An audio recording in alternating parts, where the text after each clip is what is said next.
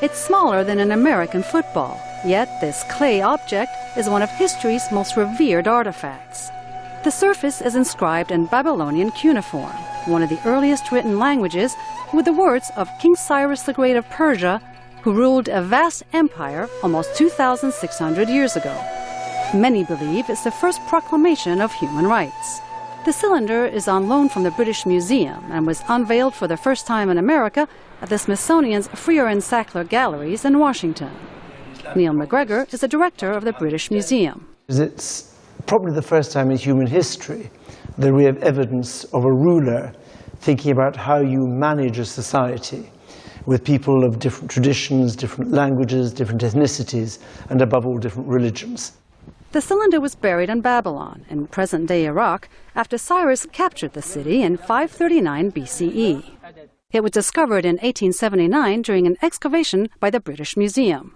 It describes Cyrus's capture of the city and his intention to allow freedom of worship for his newly conquered people. The British Museum's John Curtis curated the exhibit. He says the cylinder confirmed several biblical stories.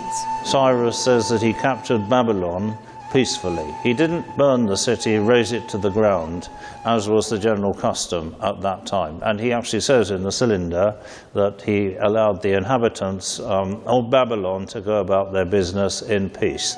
Cyrus also freed the Jews, who had been kept in captivity, allowing them to return to Jerusalem.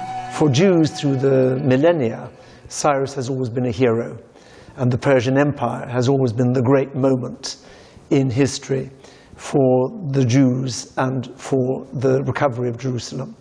So it's surprising, if you like, that relations are now so difficult. And the same also, of course, with the relations between Iran and the United States, because when the founding fathers of the United States are framing the Constitution, they opt for the model of Cyrus, who has a view that different faiths should coexist, but government should not endorse any of them.